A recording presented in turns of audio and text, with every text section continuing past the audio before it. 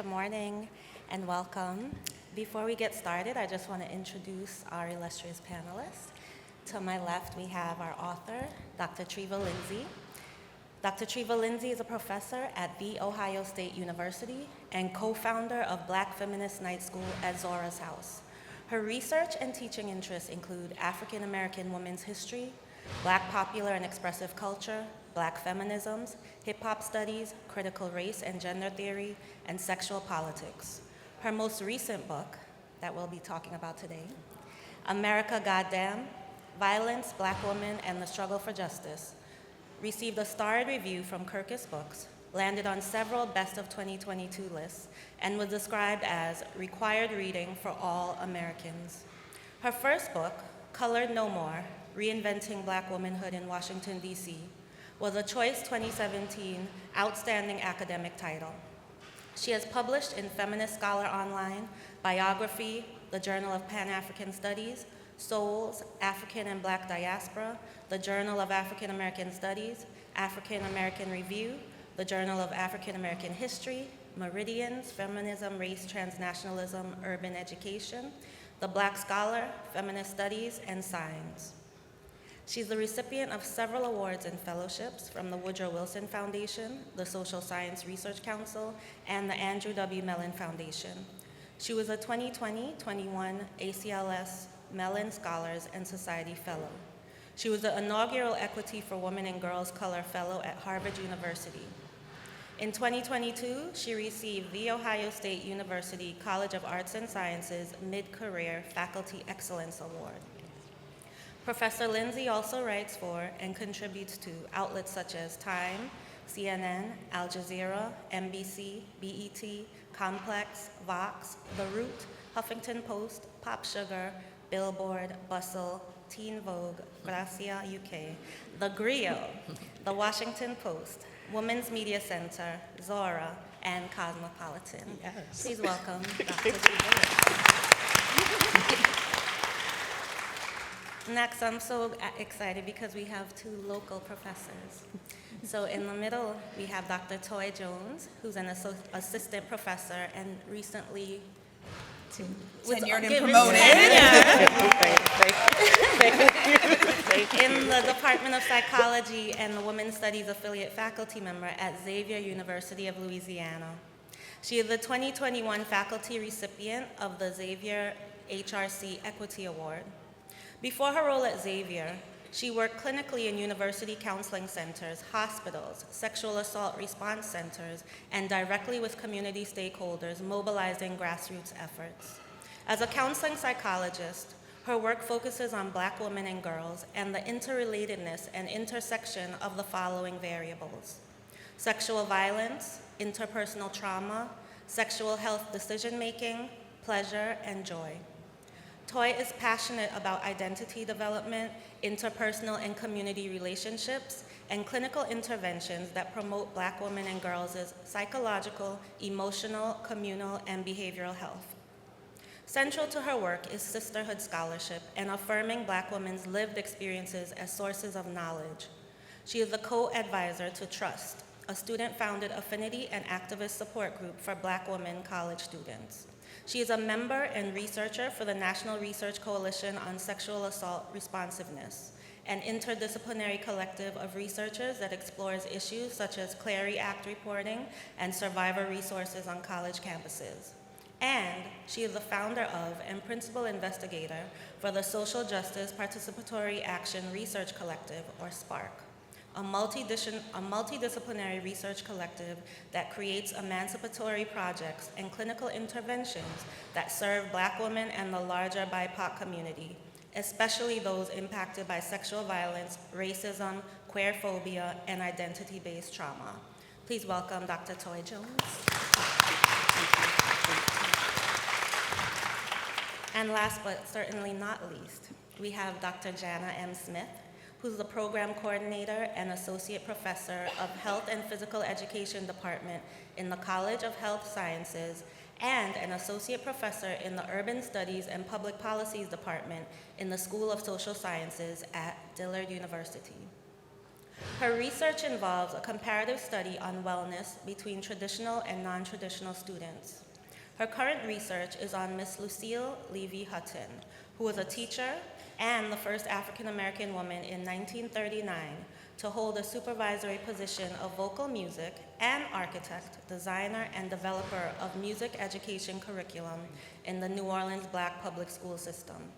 Ms. Hutton was the creator and developer of what was named at the time the New Orleans Negro Public School Music Festival, and it was held at Booker T. Washington from 1948 to 1949 and at the Municipal Auditorium from 1952 to 1962. Dr. Smith is the creator, developer, and director of the Sports Science Officials and Referee Certification Program and Lucille Levy Hutton Festival. She is also a choreographer and the director of the award-winning Dillard University Diamonds Dance Team and Cheerleading Squad. Please welcome Dr. Smith. So we're in good company as we discuss this book. Before we get launched in, I just wanted to give a little disclaimer that this is an emotionally charged book. Raise your hand if you have read the book. Okay, so if you have, you know that this is an emotionally charged book. So if you need to take care of yourself, please do. Breathe and as you wish, okay? So we're just gonna start with a reading from Treva, and then we'll get into our conversation. Right. Thank you all for being here. It's such a pleasure to be in this space and to be invited into this space and to sit on this panel with these amazing Black women. So I look forward to our conversation today. I'm going to do a short reading here in the interest of time to make sure we can dive in and also take a little bit of your questions. This part comes from the intro of my book explaining kind of the framework for doing this kind of work. The impulse behind this book is deeply personal. I have experienced violence and harm at the hands of the police, intimate partners, strangers, medical practitioners, and colleagues. Growing up, I also bore witness to numerous acts of violence against Black women and girls that haunt me to this day. Our stories didn't get mass media coverage or even widespread outrage from people I thought should or would care. The pain of screaming into a void while fighting alongside my fellow Black women and girls to merely be healthy, housed, fed, decriminalized, and valued is at the heart of this book. I felt compelled to use my training as a Black feminist historian to tell some of this heartbreaking and resistance-filled story. The first non-academic piece I ever wrote for a mainstream publication focused on the history of police violence and anti-Black violence, and more broadly against Black women and girls. I went to archives I knew. I joined a gradually growing chorus of folks demanding that we don't erase the stories of violence against us.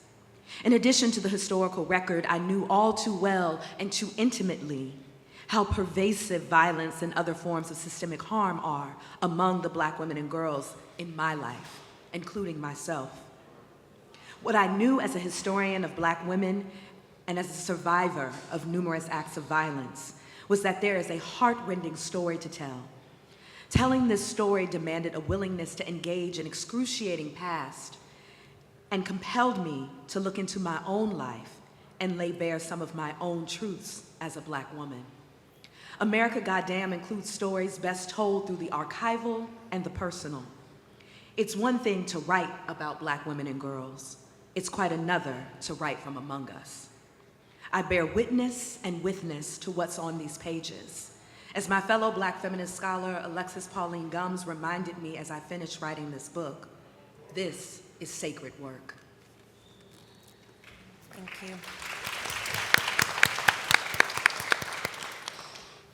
Treva, the book paints a picture of both historic and ongoing violence against Black women, girls, and gender-expansive folks in all realms of life. Could you talk a little bit about the intersection of these oppressive systems that perpetuate the violence and then the everydayness of misogynoir? Yes. So one of the things I wanted to highlight in this book is that Black women live at the intersection of multiple systems of oppression. And this is historically and contemporarily. So I needed to talk about anti-Black racism. I needed to talk about misogyny. I needed to talk about ableism, queerphobia, transphobia, our nation being anti-poor, right? In the way that we codify particular legislation that often put us on the margins of the margins. And so here, invoking someone like a Bell Hooks here, we're talking about moving from the margins to the center. This book focuses on what happens at the margins. And often at the margins, what you see is exploitation, deprivation, precarity, and this narrative of scarcity. And so often we are conscripting Black women, girls, and gender-expansive people to surviving the wholly impossible. It's no coincidence, I think about Nannie Helen Burroughs when she forms the National Training School for Colored Girls in Washington, D.C. in the early 20th century. The motto is, for those who specialize in the wholly impossible. And so even that internalization that what we're running up against is distinctively impossible to navigate. The onslaught of intimate partner violence, family violence, police violence, the violence of incarceration, the violence that often happens when we're dying to give birth, literally. And so I wanted to bring that into focus, and misogynoir is one of the kind of overarching themes that runs throughout this, which is a particular kind of hatred and mistrust for Black women and girls and feminine identified people. That there is a particularly racist and anti-Black undercurrent of misogyny that is present in our lives, that shows up in our healthcare outcomes, that shows up when we go missing. So we're often thought of only as runaways. We're not talked about as the primary victims and the fastest growing group of victims of trafficking in the United States. So putting all of this into a context while also still trying to be hopeful about what is possible when we look to Black women, girls, and gender-expansive people for new dreams, for new possibilities, for new frameworks for liberation. Thank you. What are your thoughts, Toy and Jana? Well, in chapter 4, you discussed about the pre-existing conditions and dying in the medical field, which was very interesting to me. When having preeclampsia, when I gave birth to my first child, and my doctor understanding my condition and immediately sent me to the emergency room, right? And so you talk about the historically bound and socially constructed by medical violence in chapter 4. It's not about social preposition, it's about the nation's medical system being built on violence against Black and brown women. Do you think today's healthcare system addresses the needs of improving in systems, policies, and procedures as it relates to Black and brown women? Yeah.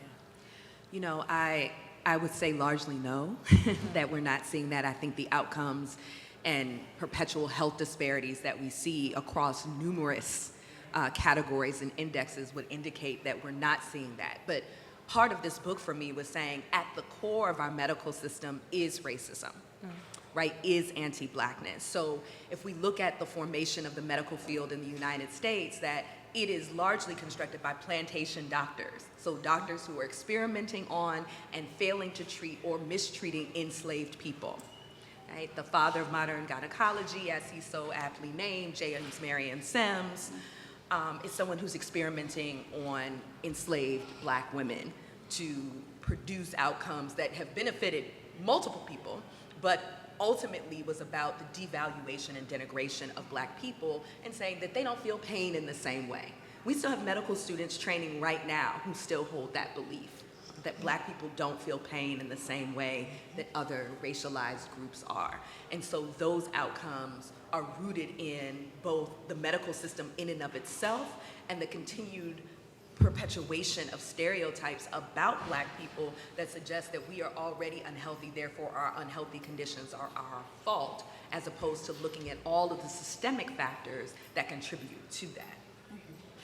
In teaching about Dr. Sims and also the other doctor that you mentioned, Dr. Ephraim, and with practicing cesareans on enslaved, right? Yes. What do you think about having it taught into medical fields about the importance of what they did and how they advanced medicals, you know, their medical traditions and practices, and who benefited from those practices? Yes, I think it's essential that medical students be aware of what the history of their profession is, because in it you'll find how we start to see these disparities that have been ever present, that there was a violence and a violation that's at the core of understanding medicine in this country and understanding Black people as patients, right? Black people weren't patients, they were experimented upon, which is a very different way of thinking about care, right? I call it careless care, that there is an instruction to not care that undergirds these systems.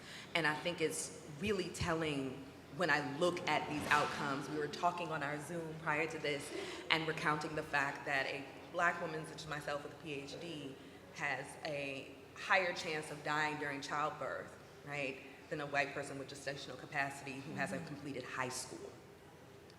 Class doesn't answer for that. The socioeconomic doesn't answer for that. That pre-existing condition is the ways that anti-Blackness feeds into our medical outcomes, right? And wanted to highlight that and wanted to name that as violent. I didn't want to soft shoe that. I didn't want to frame it as something other than violent, because it's death dealing. It is harmful. And so we see these egregious outcomes in so many cases, from people like Serena Williams, all the way to folks when you just hear story after story after story about maternal morbidity and the climate of grief that that creates as well around that, the death that happens in the aftermath of a death. I don't know if you remember the story of Tatiana Jefferson, who was a Black woman in Texas who was killed in 2019 at her home. Xavier grad. She was a Xavier grad.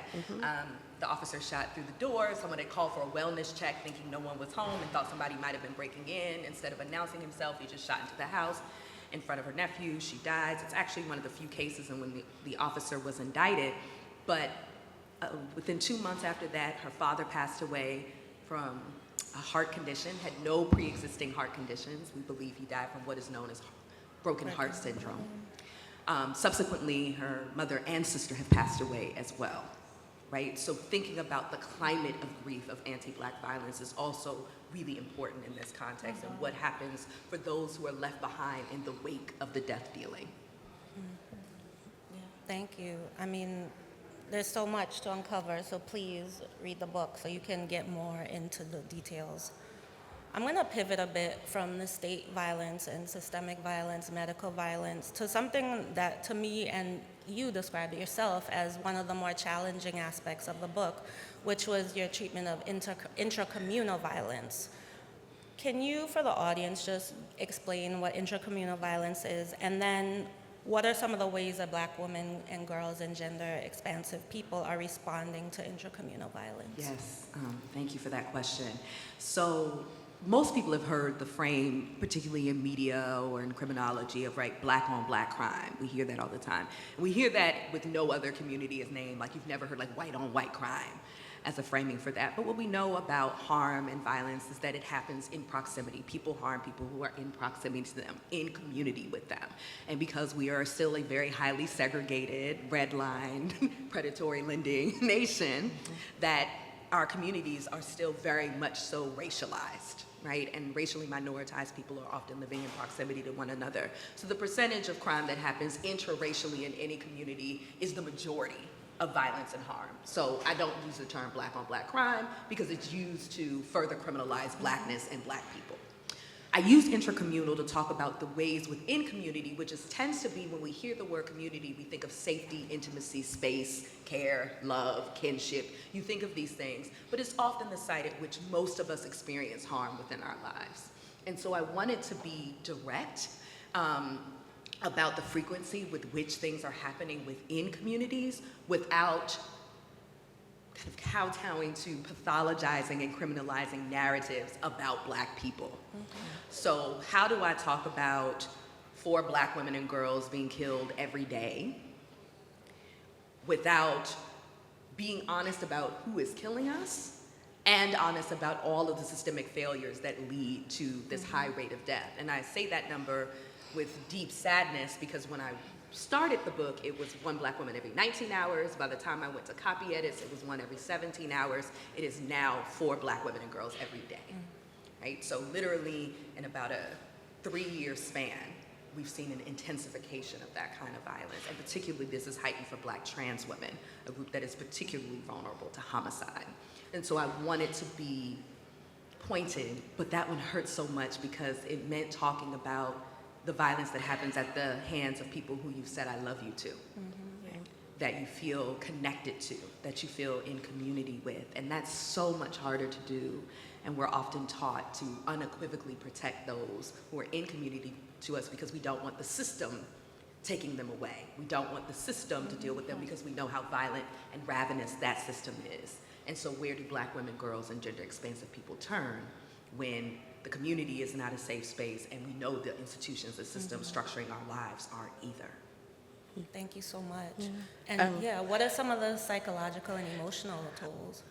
So there's a lot, right? I think for me, when I was reading that, what offered me, I guess, some liberation or some space was what you're talking about, was to give it back to who it belongs to. So as I'm thinking about us being violently attacked or hurt by people within our own community, I'm thinking about the internalization of white supremacy and patriarchy. So someone who looks like me may be acting in these spaces in that way because they've also internalized a narrative about my worth and my value and all of that. In terms of like the emotional and psychological impact, I don't necessarily like the word resilient, so I don't necessarily use it all the time because it's violent. So I like to speak to how Black women have found ways to engage joy to protect ourselves in these spaces. But on the flip of that, I mean, depression is a thing, anxiety is a thing. We see it show up in sisterhood all the time, that if I'm focused on keeping myself safe and keeping you safe, I might actually perpetuate some of the same systems in my effort to keep us safe within community and outside of community. But yeah, I mean, there's so many psychological and emotional impacts from all of this that can be named. Thank you. So I'm going to pivot a bit, and I'm plugging the book again. This really adds to the canon of Black feminist literature by memorializing stories from our current times in the 21st century, where social media really dominates our culture and everyday lives. For each of you, what roles do you think social media plays when it comes to violence against Black women, girls, and gender expansive people? Ooh, TikTok. Yeah. I love it's just one word, TikTok. Social media, it's a multi-edged sword, right? I don't even say double-edged because there are ways that I wouldn't have known certain stories or known certain things happening were it not for social media. I'm thinking right now about the story of Shantoyia Robinson, who was killed in Mexico, that had it not been for social media, I would have not known that this Black girl was killed, that would never have I did not watch the video, but I know there was video that was circulating on the internet of her being attacked by her friends. And it is through social media that there was even any kind of push for what happened to this young woman, right? So there's one part of this that can lead to some more life-affirming, resistive outcomes. And then there's the other side of this, and multiple sides of this, that social media is another space in which we see misogynoir trafficking in viral ways that are so hard to escape. I thought about this in the response to the trial against Tory Lanez for the shooting of Meg Thee Stallion, and how I was so just hopeful that she wasn't seeing what so many people were saying about her, about the victim of a shooting. And so on that side, you get to see another site, and they can commiserate and find out other people who want to traffic in misogynoiristic and anti-Black ideas, and it can seem so loud. And we know this has a deep impact, particularly on youth. Black girls are one of the fastest growing group for attempts at unaliving themselves at this point. Yeah. And we know a lot of that is attached to the experiences that they're having on social media in these interpersonal interactions. And so that's another edge of this. But misogynoir, URL or IRL, is death dealing. And so we have to find ways to contend with that. And in social media, there are ways to contend with it, but there are also ways that it propagates. I agree with what you said about Meg Stallion, that I hope she did not see what was written about her, because so often Black women have to protect Black men and don't want them to go to jail because of the fact that they understand it's going to be worse for them there, right? And so, but unfortunately, women use it as to make them a victim again, you know. And so not only they're a victim of the person who act out on them violently, but then you have other women who are supposed to be supporting each other, victimize her again. And again, as she stated on CBS, that she said she didn't want to be around people anymore. She was her circle got smaller because she didn't trust them. How do we stop victimizing our women, and why is it that we have to hold accountable for men and women, black women who are always having to protect them from committing the crimes against them? You know, where do we go from there? She said it best, Meg Thee Stallion. I tried to spare him, and y'all are not sparing me. Right? Those were her own figurations that we're taught and socialized to silently endure and unequivocally protect. That's a refrain in my book, to silently endure. And she was genuinely worried, this is happening in 2020, you know, right in the aftermath of the uprising, after George Floyd, after Breonna Taylor, after Ahmaud Arbery, right? I mean, in any number of police killings, right, that are happening, the protests that happened in the aftermath of George Floyd's murder. And she's like, I didn't know what the police were going to shoot me, him, us, everybody on that scene. And so it seemed best not to say anything. And in fact, she wanted to avoid the criminal legal system. That was what she was attempting to do until people started circulating rumors that she wasn't really shot. There was jokes being made about her. Or what he did to her. Exactly. Exactly. His own raps. There were very trans-antagonistic attacks that existed. I mean, it was just such a range. And that's when she finally comes out on IG and says, "You shot me." But she was going to silently endure and unequivocally protect until that moment. And that is so often learned and internalized by us, as well as that internalization of misogynoir, because I saw a lot of black women and girls being very antagonistic towards and about Meg. And so I'm thinking about the ways that we internalize non-mattering, how black girls do not matter, and how we show up for black girlhood, womanhood, gender-expansive personhood. Right. Even in the most nuanced ways, I thought about how, like, even in the courtroom, people had something to say about what she had on, and that in some way supported why this happened to you, why we don't believe you. I think that goes to fast tales. Yes, Right. Hypersexualized, and you know, she's seen as, well, black women are lascivious, and you were sleeping with him and him and him and all these things. I was like, somebody tweeted, I don't care if she slept with the whole city of Houston. What does that have to do with her getting shot? Right? None of that would disqualify that, but it's this idea that you matter less if you fall outside of these conventions and prescriptions of like proper womanhood. And Meg is tall and voluptuous, and she raps about all the things, right? And so that makes her farther and farther from victimhood status that is protected. And black women already are conscripted to a position of not being protected, right? There's an exclusionary politics of protection that happens in our country that does not afford protection or care to black girls and women, right? So that's why we have missing white girl syndrome, that we know many names of white girls who got missing, media attention, Amber Alerts, etc. There's no equivalent when black girls go missing, and it's 90,000 plus of us, right? I charge anyone in this room to name 2 people historically who've gone missing in the last 40 years, but off top I can think of several white girls that have accumulated a considerable interest, because white womanhood is built into how our nation sees itself as a protector, which can still be patriarchal and terrible, right? Let's be very clear here about the ways that patriarchy operates, but the concession of protection that's so important here, that's often not afforded to racialized women and girls. Thank you. I mean, there's just so much to unpack there, and more of it is addressed in the book. And it sometimes feels as though, you know, just throw your hands up, goddamn, like, it's not gonna change. It seems like insurmountable. But towards the end of your book, you do kind of shift gears, and you talk about the concept of hope is a discipline. Yes. Could you explain what that is, and then how you enact it in your life? Yes.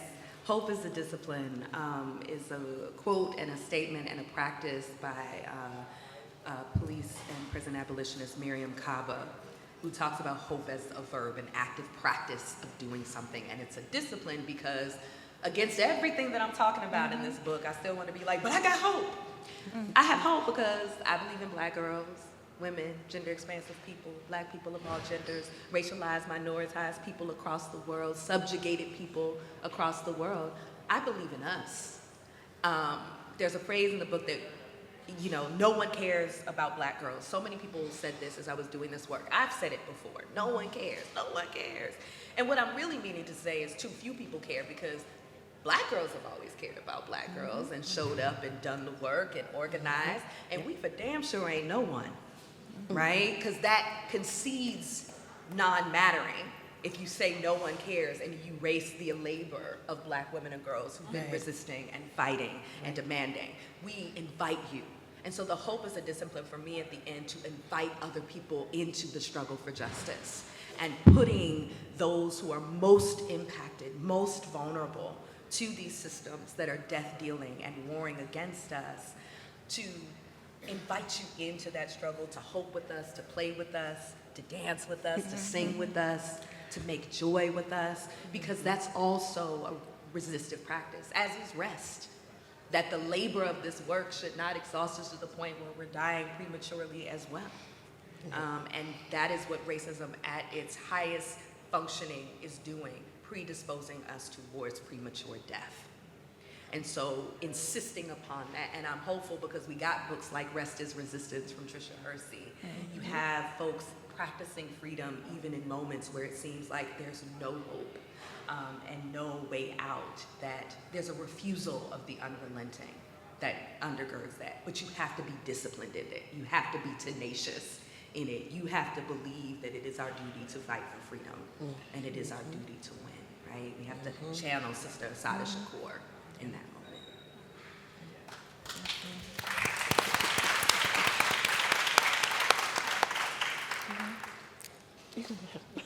My hope is for us to keep learning. You mentioned Say Her Name. Keep our stories alive, especially in the medical field.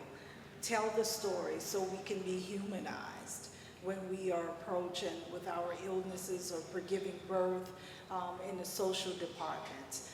My hope is that the doors are open for all of us to come in and to make sure that we educate ourselves and love ourselves enough and put in the hope, the discipline of what are the steps and how do we reflect on ourselves and who we are, evaluate ourselves, and also learn from mistakes so we can forgive ourselves and move forward and not become a victim, right? And become a survivor of what has happened to us. So that's my hope. So I echo everything you all have said. I think my hope maybe is a bit simple. I believe in sisterhood. That's part of my hope, especially among Black women, right? And in the most healthiest ways, I think protecting your joy at all costs. Yes, ma'am. And however that might look, whatever relationships might end, and to also do that for your sister. So seeing that in action and putting that into my own practice gives me hope by protecting my joy. Thank you. Thank you to all our panelists. So now we're inviting you to come up to the microphones for questions and comments. I don't know which one is closer to you. Okay, I'll go first. Hi, thank you all so much for being here. Thank you. I have not read your book, but I have it, and it's my next read, so I'm very excited Thank you. to do that.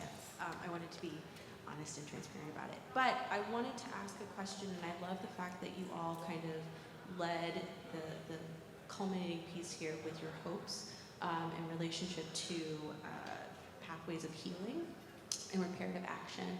And so I was thinking a little bit more continuously about this. If you have ideas about this in a more intergenerational aspect, because I think that there are a lot of people now who are having these mindsets around what reparative action, what maintaining and holding on to joy looks like, what hope looks like in relationship to the protection of Black women, girls, and gender-expansive people. But there's a bit of a challenge sometimes intergenerationally, and I think that especially the comment about being fast or certain types of language that we have heard from people in our lives who look like us and who are in community and who are in sisterhood with us. If you have ideas about what that looks like in terms of engaging in that work, in that practice intergenerationally. Thank you. Yeah, it's a great question. Thank you for that. Briefly, I would just say one of the key parts of the book, actually the section right before I started reading, and talks about this is a multi-generational dialogue that we need to be having, that I'm informed by Ntozake Shange and Pat Parker and Toni Cade and Ida B. Wells and Mariah Stewart, and the list goes on, right, of being in ancestral and literally living like elder generations and what we can learn from each other, rest practices, joy practices, sisterhood circle practices that we need to be sharing with one another, the ways that they've survived this wholly impossible and thrived in it despite that, right? I keep an image of Rosa Parks practicing yoga over my desk, right? As part of a reminder of, right, in this work that she was committed to well before she sat down on a bus in Montgomery, Alabama, and doing incredible work in the Deep South around anti-rape activism, that she knew how important it was to find that connection and practice that with other Black women and other Black people, right? That's part of the dialogue right there too. It's not just the strategies, the protests, this, it's literally how do we find ourselves in sisterhood, in peace, in joy, and rest together, and that there's a whole archive of that kind of work. And so coming to the archive together, not in a contentious way, but literally to learn from one another in a lateral relationship. Hi, I was reflecting on a paper that I wrote my freshman year of college, I'm a junior now, about how social media platforms can portray Black violence and on social media, and there are like trigger warnings and disclaimers before videos and whatnot. But of course, as someone who is not part of the Black community and is not someone who is an expert on this, and also wrote this as a freshman in college, I was kind of just wondering how you think social media platforms should go about presenting and reporting on Black violence, especially in ways that are not harmful to people in the Black community and specifically to Black women and gender-expansive people. Good question. Ooh, okay, that's a heavy one. Thank you. Okay, freshman paper. I'm thinking here, right, I had to watch particular videos and things like that to write this book. In general, I don't. I have no interest. I accidentally was scrolling the morning that Takeoff from Migos was killed, and the video just started playing. Haunted me for like a month, right, of watching that. So I think at this point, this is consumptive and fetishizing Black death. If you still need a video to prove that Black people get killed and we shouldn't, then I don't really know what to say to you about where you are in this space, right? We know this, we have the numbers, we have the data. Why is it that we need to see Tyree Nichols be in the way that he was, right? Why do we need that video? And so I think that social media can play a really detrimental role in the health and the pathologizing even of Black death. I think is important. Conversely, one of the positive things that has happened in social media is because of social media activism, the Associated Press, which used to use the term officer-involved shooting, which doesn't tell you anything, it's a passive term, it doesn't tell you police shot somebody, right? It's Treva was involved in the shooting versus Treva shot somebody. Those are very different figurations.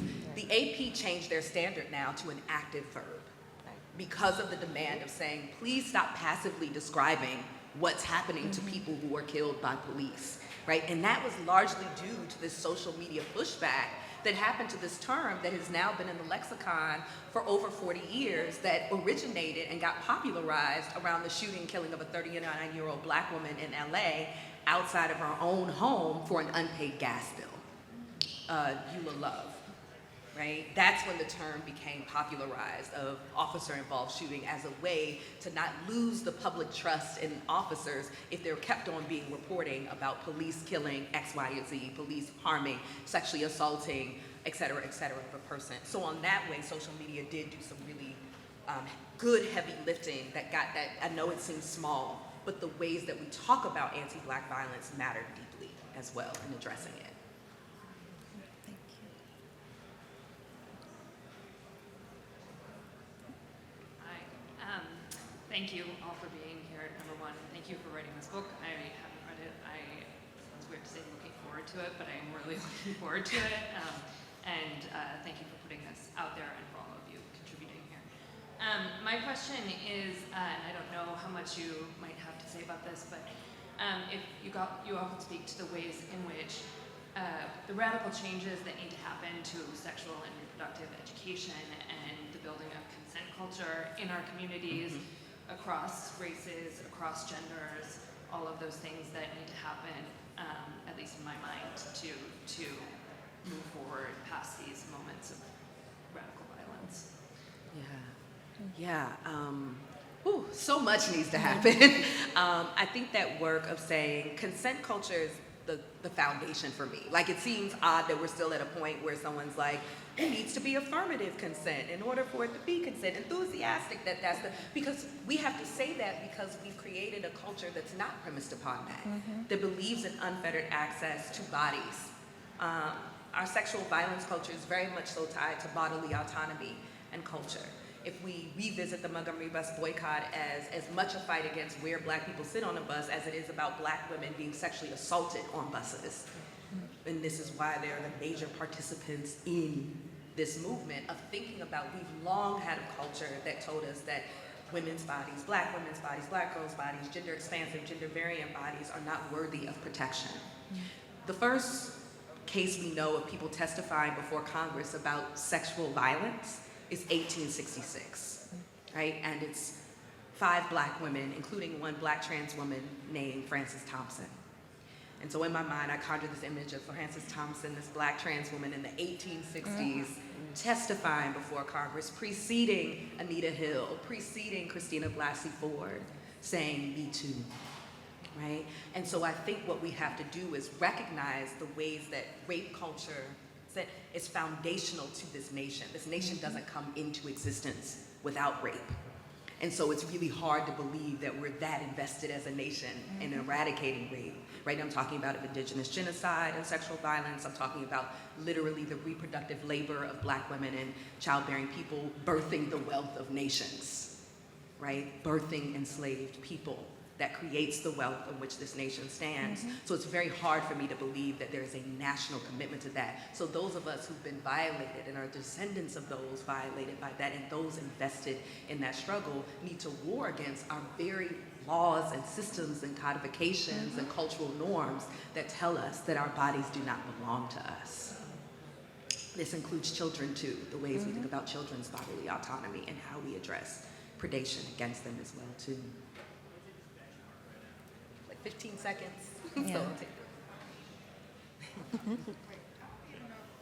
I don't even know if it's a question. I would just ask you to speak to the concept of silence. Because, my God, when I look back at my life and my mom's life and the way I look, the reason I look the way I look is because some silence. Yeah. And so we as Black women have always carried the hope, but we lived in silence. Yes. I would just really like you to speak to that. Thank you. Amazing. Thank you for sharing that. What a beautiful way of framing that. That silently enduring part of it that we say, and it wears us down internally, right? So we have all this thing like Black don't crack and melanin, but inside, things just be killing us, the trauma, what we've experienced, the inability to articulate this. In the book, I talk about a couple of instances of violence in my own life, and my mother had to read it for the first time. I forewarned her, but I just imagine she was like, I know why you didn't tell me, because then it made her channel her own experiences with violence that she had never shared with me either, and now we're in that intergenerational conversation. of the violence that silence does to us, right? And it feels like self-inflicted harm, but when you feel like you have no choice but to self-inflict that harm of remaining silent, it's a really tough conundrum. But I'm heartened by the fact that Me Too, which does start with Tarana Burke as a Black woman, that you've had Black women throughout history who have refused that silence. And so hoping that we're creating traditions and spaces that encourage us to be able to not silently endure, right? To unequivocally protect us and care for us, listen to, believe in, and trust in us. I'm hopeful about that too, as I see more people, more students coming forward and talking about their experiences and having language to name what happened to them. And I think that's really important in this struggle for justice as well. Thank you so much to our panelists. Treva Lindsey will be signing books in Peterson Law will pass away momentarily. Books from all of today's authors that you hear from are available for purchase in the Barnes & Noble bookstore on the first floor of the Lavin Burnick Center or in the Hyatt Regency Festival tent. Thank you again for joining us, and be sure to tag us on social media. Thank you so much, everybody. Let's give up a round of applause.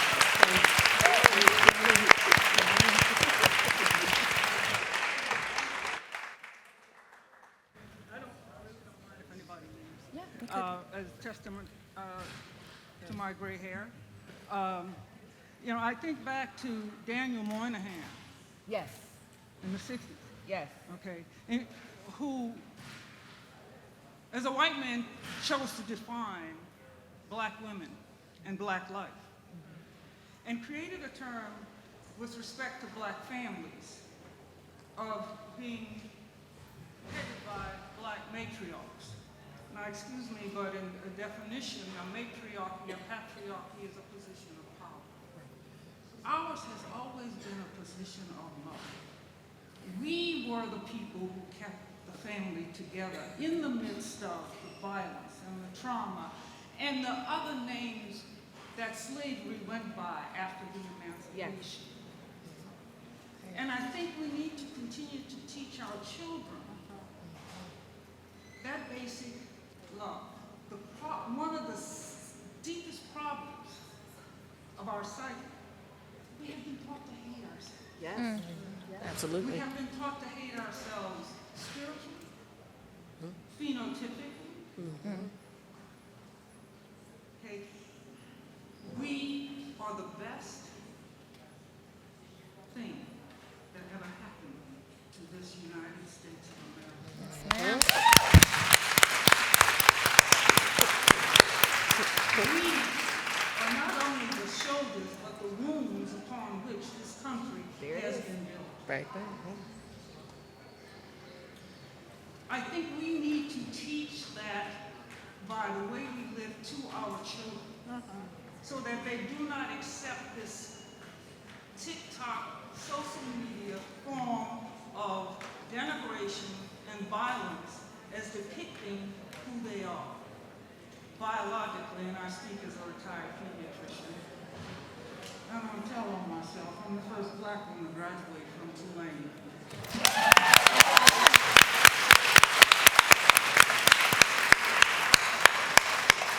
I didn't go there for that, as they wanted to honor me one year, and I said that wasn't my fault.